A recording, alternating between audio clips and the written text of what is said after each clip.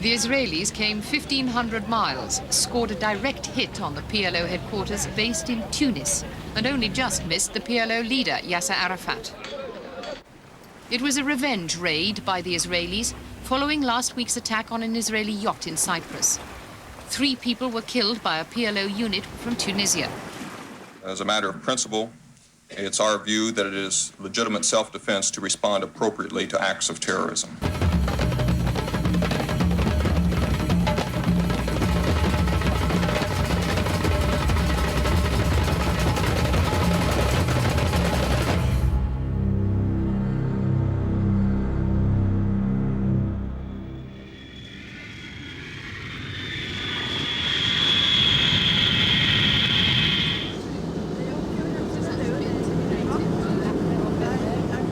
A plane load of Israelis arriving at Heathrow Airport had no idea that amongst them was their foreign minister on a top-secret mission.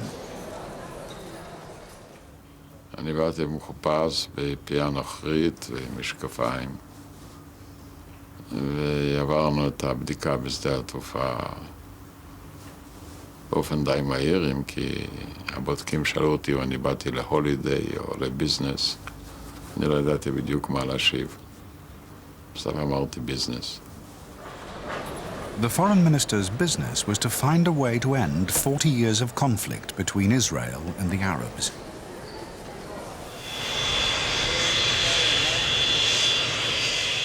That same day, King Hussein of Jordan piloted his own plane into London. He had been invited to meet Peres by a mutual friend. I had many questions in my mind about it, but he didn't give me any detail. He just told me that he had contacts with Peres, which were a beginning of talk about what could be done. The British lawyer, Lord Mishcon, had provided the meeting place and given his staff the day off. חוסיין יצא אומר, בואו נלך לשטוף את הכלים. אני כמובן מיד הסכמתי, אבל הגברת משכון סירבה בכל תוקף. היא לא יכלה לעלות על דעתה שמלך ילך וישטוף את הכלים אצלה בבית.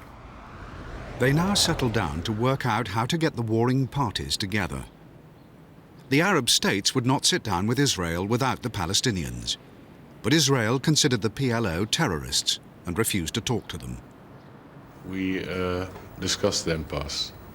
The problem was how to get the Palestinians to the negotiating table against Israeli opposition, against American opposition. חוסיין אמר לי, הדבר הכי חכם שתעשו, זה תכירו באש"ף. אם תתחילו להכיר באש"ף, תראו שהם לא יכולים לנהל איתכם משא ומתן. Instead, they came up with a way to sideline the PLO, which they thought they could get past the Arab states. רק אותם הפלסטינאים שמקבלים את 242338, כלומר למעשה זה צריכה להיות בלי אש"ף. I had a bit of time to think about it, and at the same time to see if I had any last thoughts before such a monumental decision was taken. And then I decided, all right, fine, we'll go. For the first time, an Arab and an Israeli leader had agreed a blueprint for an international peace conference. Back in Israel, Shimon Peres faced a difficult meeting with his prime minister, Yitzhak Shamir. Peres's moderate Labour Party governed in a coalition that straddled the divide of Israeli politics. Shamir and his Likud party thought that what the foreign minister was up to would lead to trading land for peace and endanger Israel's existence. הוא בא ואמר שהנה הוא קרוב להסכמה עם חוסיין, והנושא היה ועידה בינלאומית. ועידה בינלאומית בשבילי היום, אני יודע, זה היה כמו, אומרים במונחים היסטוריים יהודיים, כמו חזיר בהיכל. Shamir feared Israel would be outnumbered by the Arab states at the conference. Peres assured him the conference would quickly adjourn into talks with each Arab state separately, and the PLO would not be invited. אבל אמרתי, תשאיר את זה, אני אקרא את זה, אז אני אעיין בזה. אמרתי לו, לא, אני לא יכול להשאיר לך את הנייר, מפני שאם זה ידלוף, ויש סכנה שזה ידלוף, לא ממך או ממשרדך, העניין יתפוצץ. הנייר הזה צריך להופיע כנייר אמריקאי.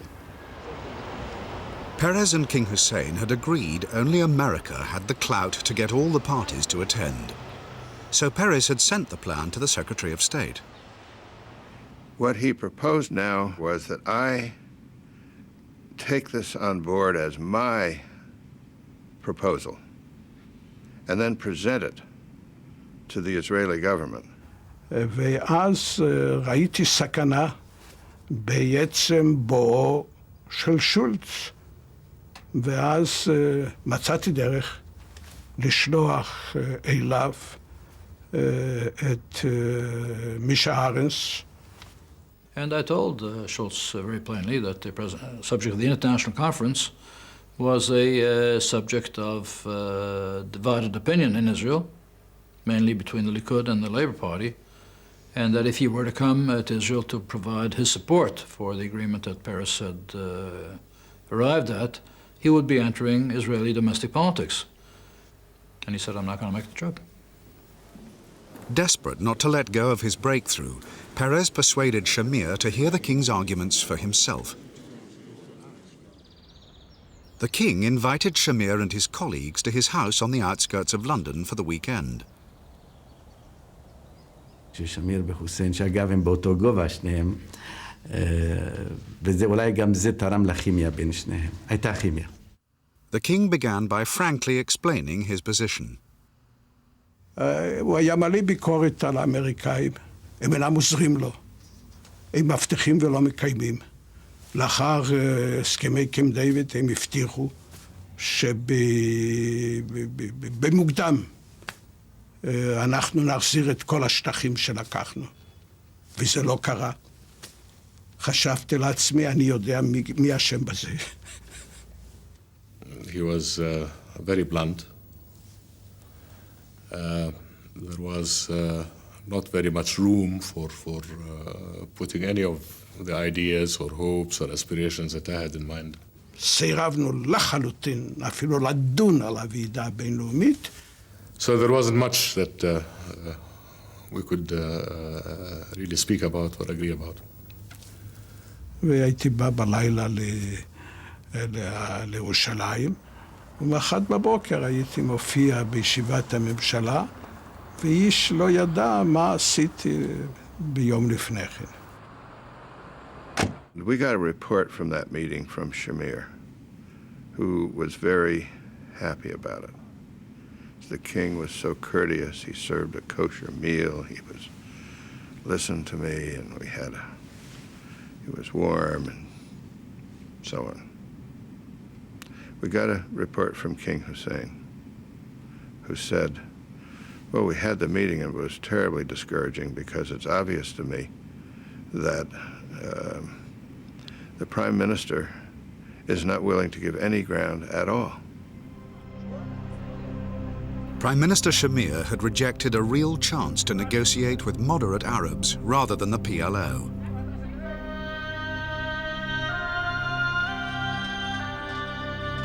And the Palestinians, squeezed into the slums of the Gaza Strip for the last 20 years under Israeli rule, were no nearer to the return of their homeland. Their patience lasted only 8 more months.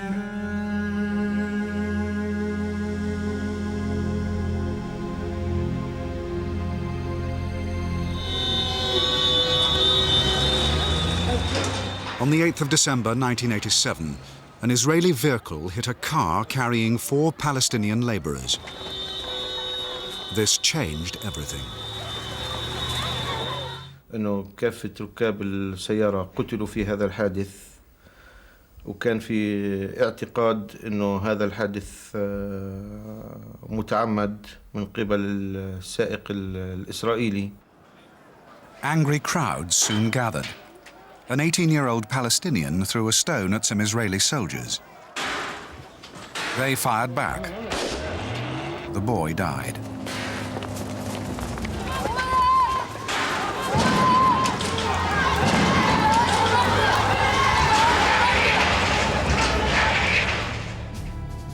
the Israeli security forces stepped up their presence in the occupied territories.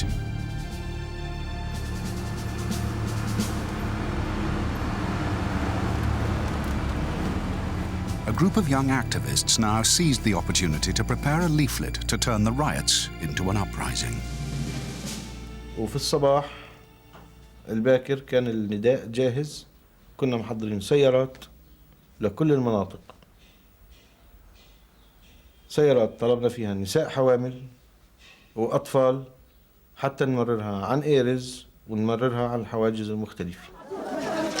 The leaflet called for Palestinian workers to go on strike and for shopkeepers to shut their businesses.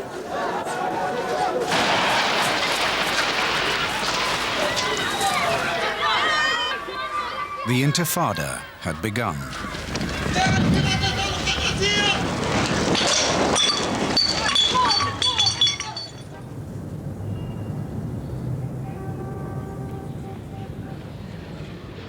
Yasser Arafat and the PLO leadership, in exile in Tunis, learned about the Intifada from the television news.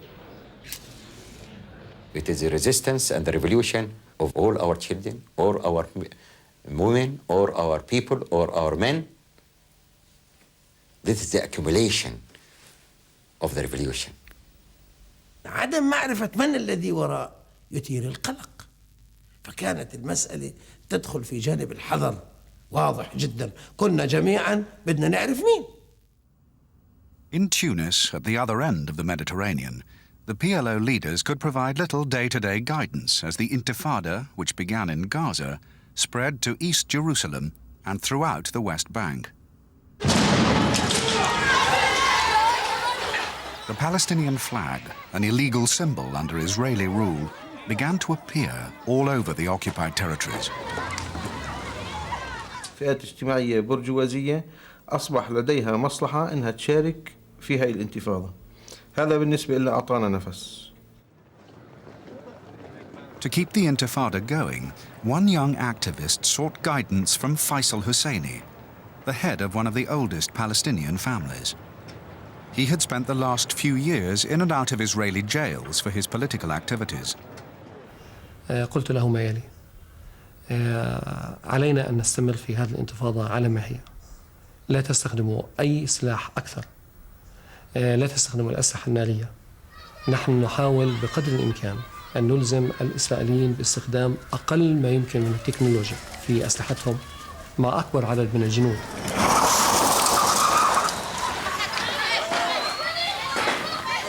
The strategy of minimum force caught the Israelis off guard.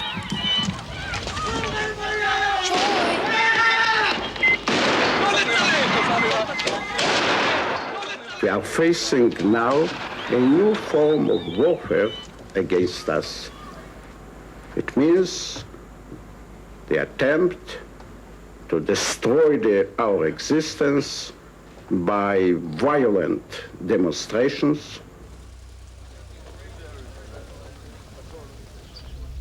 The Israelis tried to break the morale of the protesters by mass arrests and by blowing up the homes of convicted terrorists. It is not a nice picture to witness blowing a house. I forced myself to be with the soldiers, understanding that they feel as I feel.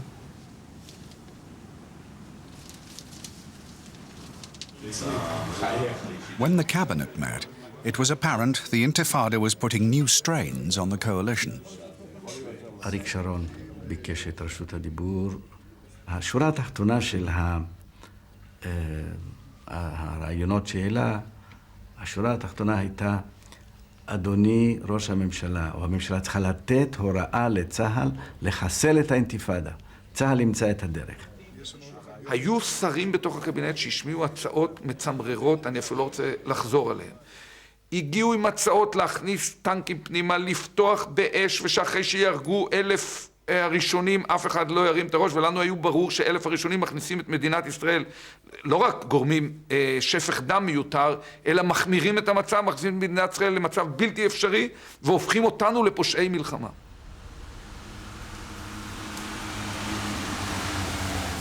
The cabinet rejected these extreme measures, but told the defense minister, Yitzhak Rabin, to toughen up his act.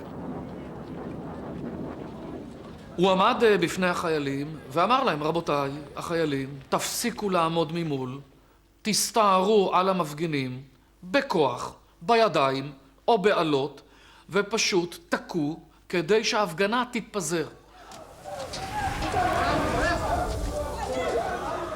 The defense minister told his soldiers to break bones.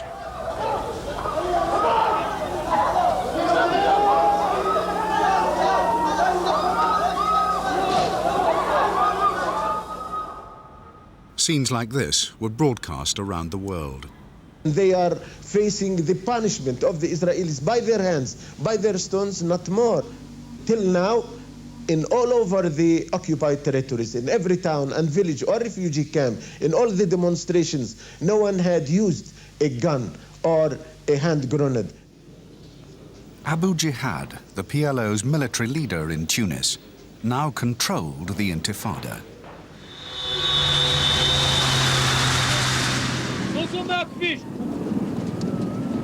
Three months into the Intifada, a PLO attack on a bus killed 3 Israelis.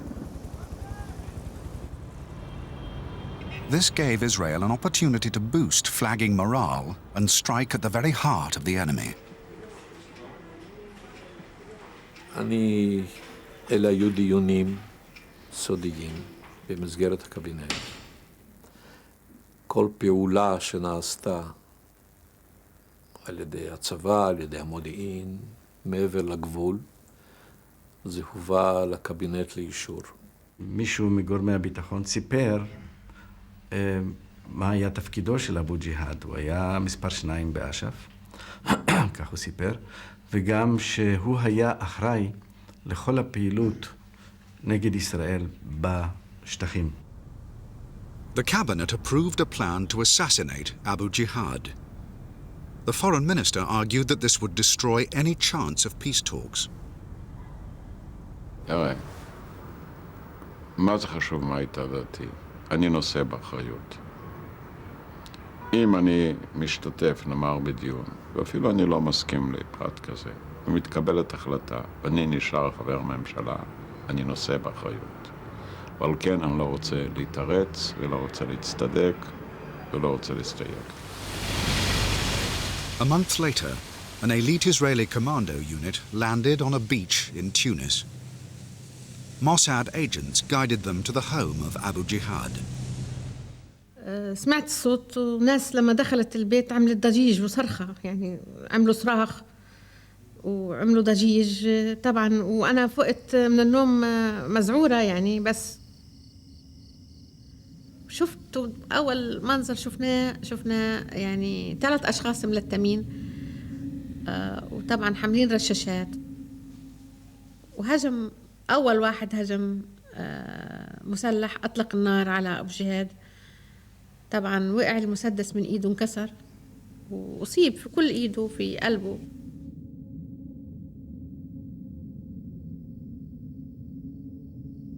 وأنا صرت أصرخ وأنادي يا جيران يا عالم يا شرطة يا بوليس كل الناس الحقونا تعالوا يعني بس مع الأسف يعني ما حدش رد ولا حدش تجاوب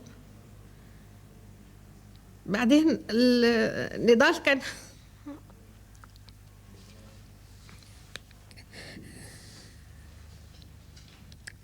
بليز بس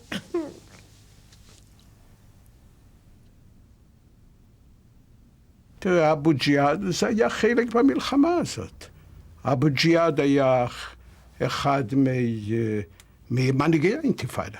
אמנם הוא לא היה בארץ באותה תקופה, הוא לחם נגדנו. הוא לחם והיה אחד המצביעים שעצם שמו היה מעורר התלהבות וכן הלאה. טוב, והוא נפל, כמו שנפלו אחרים, כמו שנפלו אצלנו אנשים. זה שום דבר, לא ראיתי בזה שום דבר מיוחד. An eye for an eye. But it did not stop the Intifada. ב-88 40 שנה למדינת ישראל, היו חגיגות גדולות והמפגן צבאי גדול מאוד ומרשים.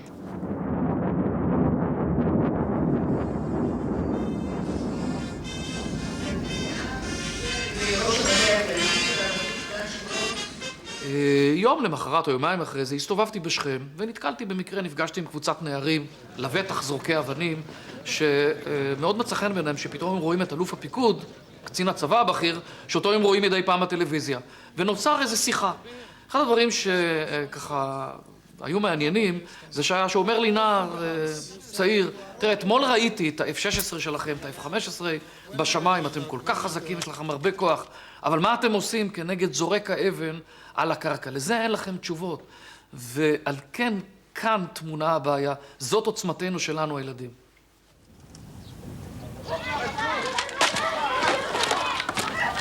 You know that if you beat them and shoot them and do whatever you want to them, they won't stop. We train to fight against the other soldiers. And now we fight against the people. It's difficult. Increasingly, Israel is asked whether they could rule more than 1 million Palestinians in the occupied territories forever.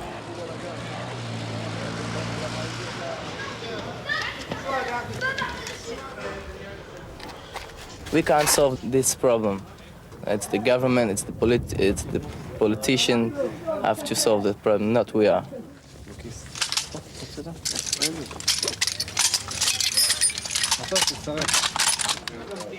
As the differences in Israeli society widened, Shimon Peres's Labour Party quit the coalition government, leaving Shamir's Likud party in charge.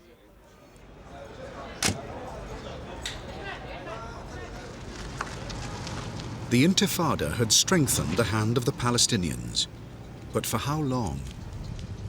In Tunis, one PLO leader discussed with a colleague what to do next. فقلت له هيك جلسنا جلسة لوحدنا قلت له الآن سأكلمك شيء لم يحصل أن كلمتك فيه من قبل. أريد أن أدخل معك في المحرمات مباشرة، هل أنت مستعد للدخول معي في ذلك؟ قال تفضل أنا جاهز. The PLO had been created to reclaim all of Israel for the Palestinians. Now, Abu Mazen suggested they must be realistic. The only way to get back Gaza and the West Bank was to give up their claim to the whole country. قلت له ما رأيك بالاعتراف بالقرار 2423 قال لي موافق.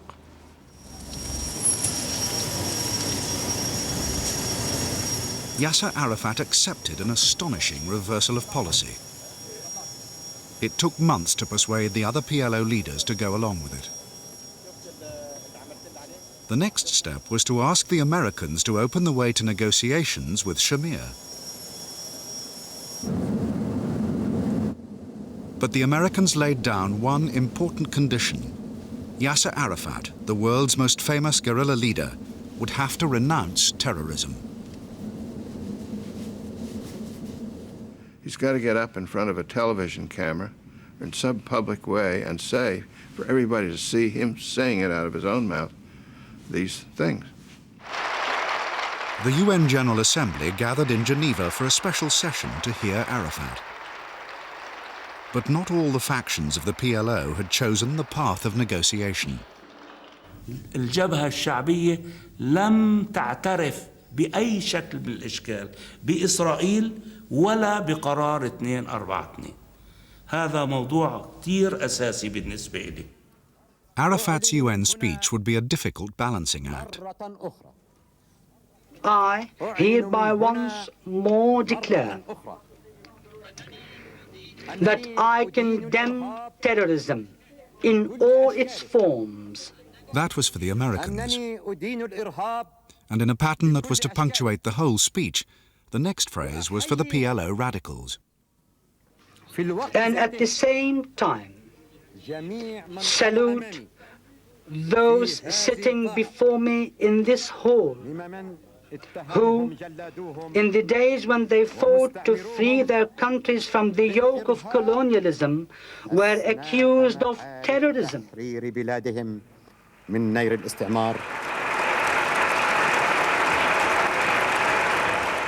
He concluded his speech, convinced he had pleased everyone. I reviewed it with President Reagan, who was following this closely. And I said, well, Mr. President, in one part of his statement, he said, unk, unk, unk. And the other part of his statement, he said, kull, kull, kull. But nowhere did he say uncle. So, no, it's not satisfactory. Word soon came through the Americans had rejected the Balancing Act. Arafat's closest advisors implored him to say exactly what Schultz demanded.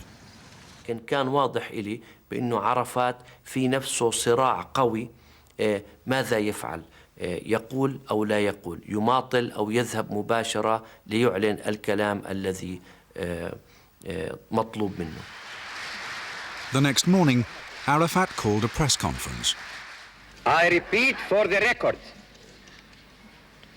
that we totally and absolutely renounce all forms of terrorism.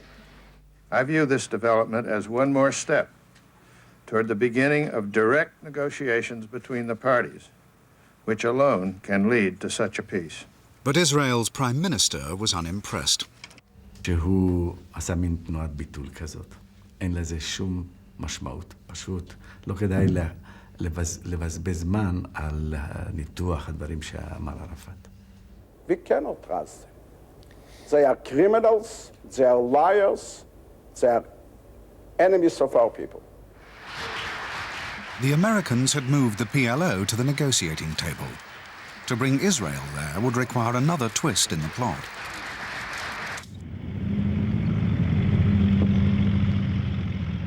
It came 18 months later from an unexpected quarter.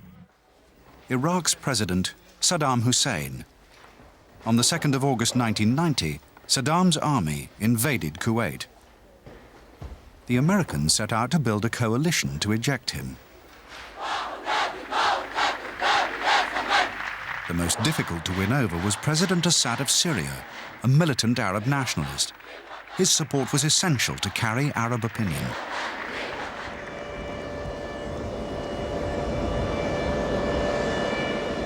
President Bush himself set out to woo him. President Assad made very clear to me that he blamed Israel for everything. I'm not sure he blamed him for Iraq going into Kuwait, but he got almost everything. Everything was all about Israel. The first point he said to President Bush is not to use double standard. Now, Iraq is occupying Kuwait. The Security Council passed many resolutions requesting Iraq to withdraw completely from Kuwait.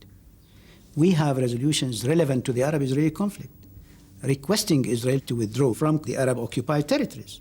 I made clear to him that we didn't want to link any Middle East peace process talks to whipping Saddam Hussein. But I made clear to him also that we would be involved in trying to be a catalyst for peace for Arabs and Israelis.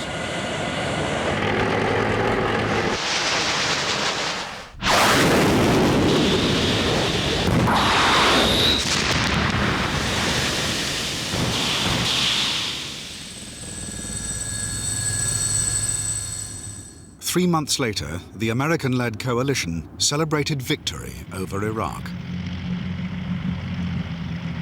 Mr. Speaker, the President of the United States! President Bush honored his promise to Syria. We must do all that we can to close the gap between Israel and the Arab states and between Israelis and Palestinians. There can be no substitute for diplomacy. The time has come to put an end to Arab-Israeli conflict. The idea was the president, at the height of his prestige, sending the Secretary of the State, at the height of his prestige, to the Middle East, and what we basically hoped was that no one would have the nerve to say no to the United States at that moment. President Bush instructed Secretary of State James Baker to persuade Arabs and Israelis to attend a peace conference. His key targets were the Palestinians, the Syrians, and the Israelis. Well, the whole idea that we came up with was to give the Arabs what they needed and give the Israelis what they needed. The bone of contention between Israel and Syria was the Golan Heights, captured by Israel 20 years earlier. In Damascus, Baker suggested to President Assad that if he came to the conference, Israel might negotiate a withdrawal from the Golan Heights. This was not what the Syrians thought they had been promised. We are not negotiating whether the Golan would come back or not, whether part of it would stay under the Israeli control or not. The whole of the Syrian Golan should come back to Syria. Having got nowhere with the Syrians, Baker then tried to tempt Yitzhak Shamir to the peace conference. I remember saying it's going to be one big meeting that is going to lead then to bilateral negotiations, so that the Israeli government could say, well, this is really not an international conference. לא העליתי בדעתי שאנחנו נסכים לשבת על יד שולחן אחד ולנהל משא ומתן עם אנשי ארגוני הטרור. To appease Shamir, Baker promised he would not invite the PLO to any conference. So he asked to meet Intifada leaders from the occupied territories. فيما يتعلق بمنظمة التحرير الحقيقة كان موقفنا إنه ضد يعني هذا اللقاء، وهذا اللقاء لا يمكن أن ينتج عنه شيء لمصلحة القضية الفلسطينية. لهؤلاء الناس الأغلبية كانت تقول إنه أمريكا تريد هؤلاء في الداخل قيادة بديلة لمنظمة التحرير. For 5 nights, Abu Mazen urged the PLO leadership to let Palestinians from the occupied territories meet Baker. Finally, Yasser Arafat decided he had nothing to lose. Only it is a meeting. استطلاعية يعني إيش؟ Exploratory meeting, nothing more.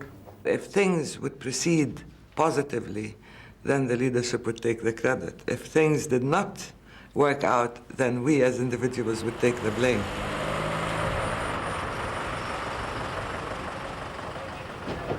When the Palestinians met Baker at the American consulate in Jerusalem, the PLO laid down one condition. Each must carry a letter signed by Yasser Arafat. I said to him, Mr. Secretary, this meeting could not have taken place without the authorization of President Arafat personally. And I took the letter out of my pocket, showed it to him. I reminded them that the PLO, their organization and their chairman had made a serious mistake in backing Saddam Hussein in the Gulf War.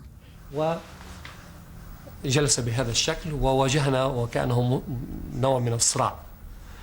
من جهتي كان الجواب بأنني تحركت أنا أيضا على الطرف الآخر من كرسي بهذا الشكل، وبالتالي كنا في مواجهة بعض كالديوك المتصارعة، ولكن بشكل حضاري لنقول. He was so angry and said, even if you make you angry, what can you do? We don't have assets in bank to be frozen by you. We don't have airlines to be grounded by you. We don't have anything in the world that you can threaten us with. So court us, and we're willing to play positively, but as a major player. The Palestinians refused to repudiate the PLO, and Baker knew this would be unacceptable to Shamir. After 12 weeks of shuttle diplomacy, Baker was stuck. The only leverage a Secretary of State has in this kind of situation is the ability to blame one party or the other for the collapse of the peace process. Baker came and told President Assad, it is your position, it is very important. I mean, if you accept, if you feel that this is good for you, and you accept the American initiative, then the whole world will stand by Syria and will put the blame on Israel. President Assad took the bait. I'm pleased to report that Syria has agreed to the proposals that we have made, including coming to a peace conference. It was an amazing breakthrough. Full of confidence, Baker returned to Israel. There was no way that an Israeli prime minister could appear to be less interested in peace than a Syrian president, especially when the Syrian president accepted coming to this conference on terms that were essentially defined by Israel. But Shamir put more obstacles in Baker's path. Every time the American team arrived in the Middle East, Israel announced the construction of a new Jewish settlement in the occupied territories, land the Arabs claimed was theirs. This enraged the Arabs. Each new Jewish home made Israeli withdrawal more difficult. Furious, Baker went public. It is easier to obstruct peace than it is to promote it, and that the establishment of these settlements certainly does not help the efforts of those of us who are interested in peace. The Palestinian reaction was predictable. I remember Faisal Husseini, at almost every meeting, he would pull out this map. جلبت له 3 خرائط للضفة الغربية وغزة. واحدة منها تمثل الوضع في الضفة الغربية وغزة قبل عام 1967. الأخرى تمثل الوضع الحالي وقد امتدت فيها المستوطنات واتخذت لونا خاصا على الخارطة. And I finally said, Faisal, let's talk about what's important here. Let's talk about how we're going to get a negotiation going, because if we don't, we're going to keep meeting like this, and pretty soon you're going to bring me a map that's totally orange. He actually told us you have no other alternative. He said, name any way in which you can stop settlements, other than through the peace process. The Palestinians were afraid to say yes without permission from the PLO in Tunis. A meeting of the Palestine National Council was called.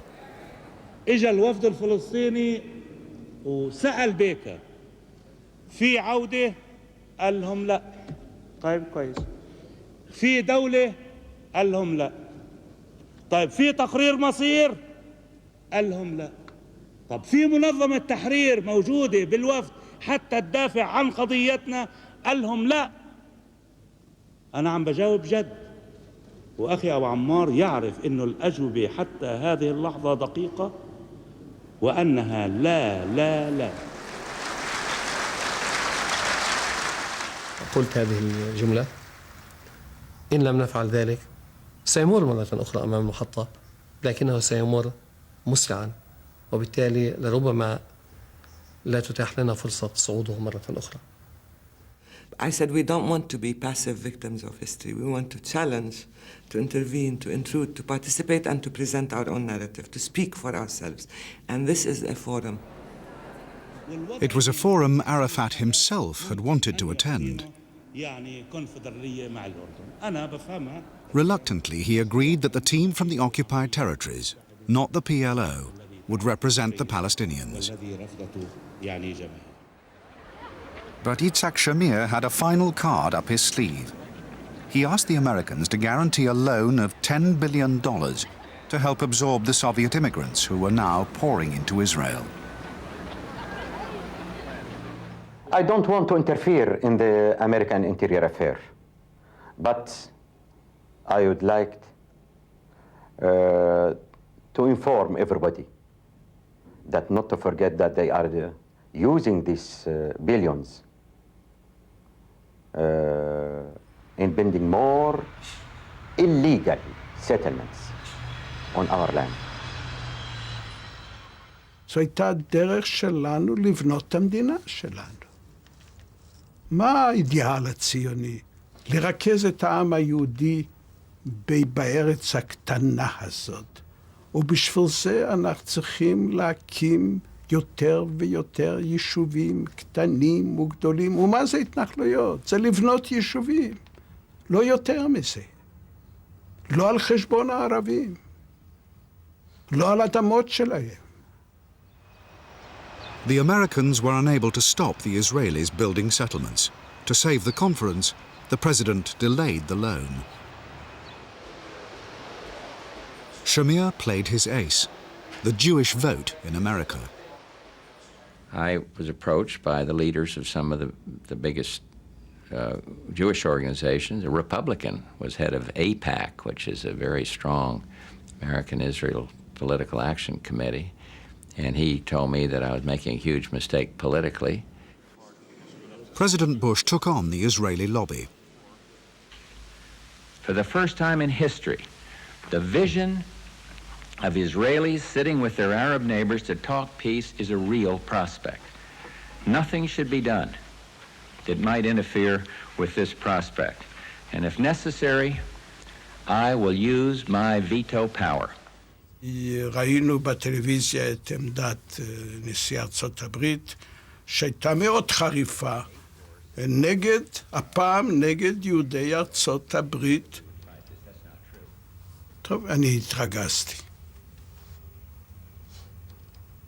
זה פגע בי. כמו שזה פגע, אני בטוח, בהרבה אנשים אחרים. Bush had faced down Shamir. A few weeks later, everyone, Israelis, Arabs, Americans and Russians, assembled in the Spanish capital, Madrid.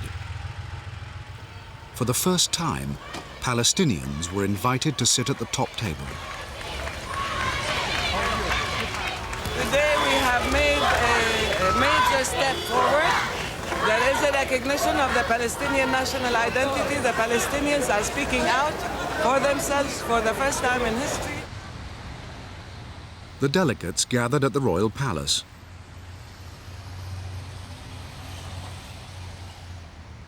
I will never forget the emotion I felt when, with Gorbachev next to me, we walked into this room in Madrid, and there, across the table, sat Arabs and Israelis.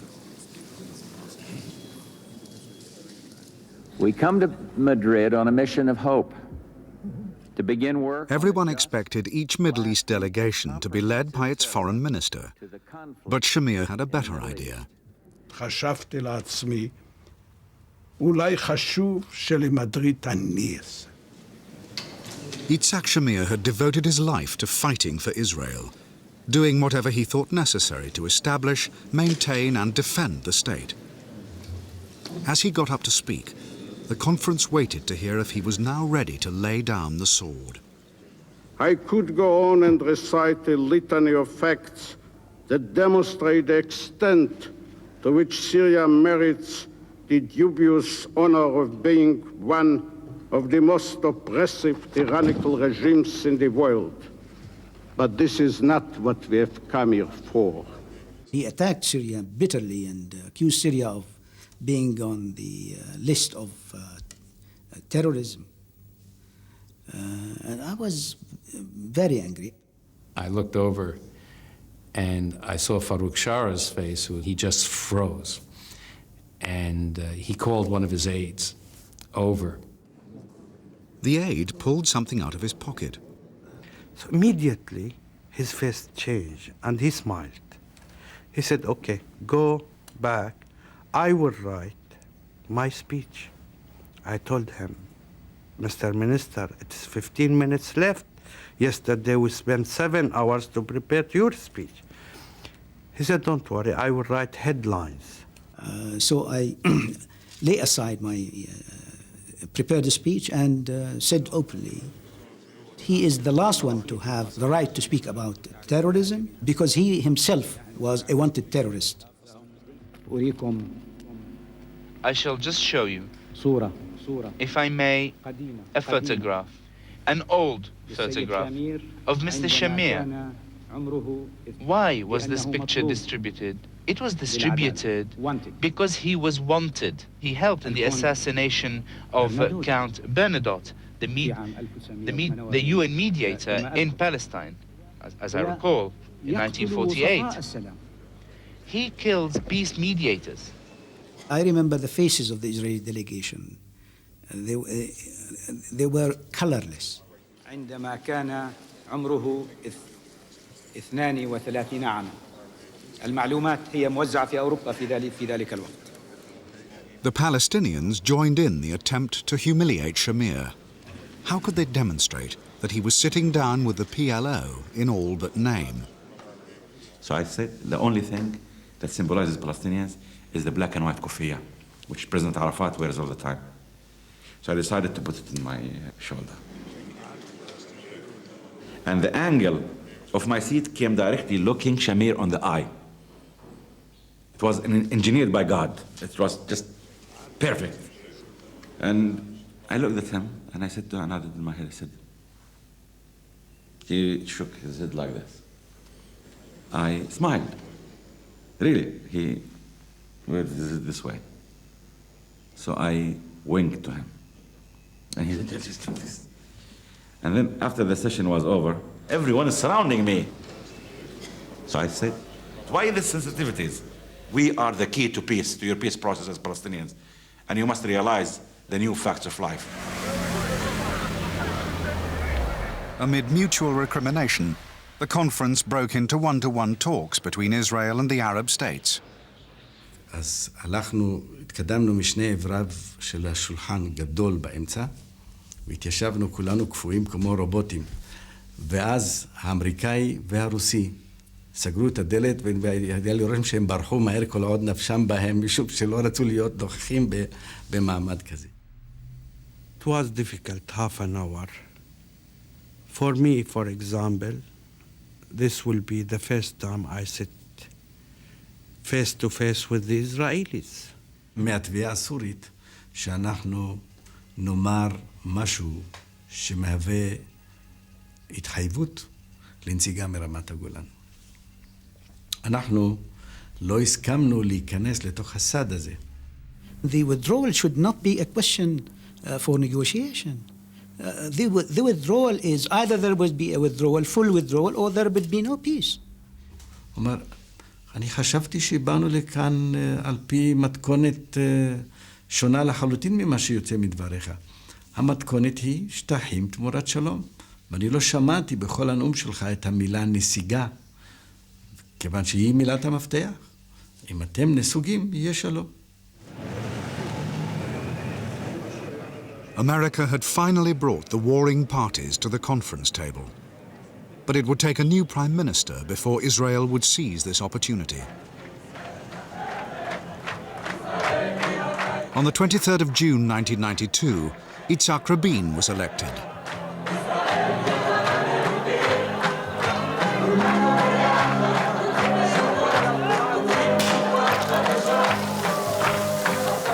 His government would bring Israel and Syria to the brink of peace.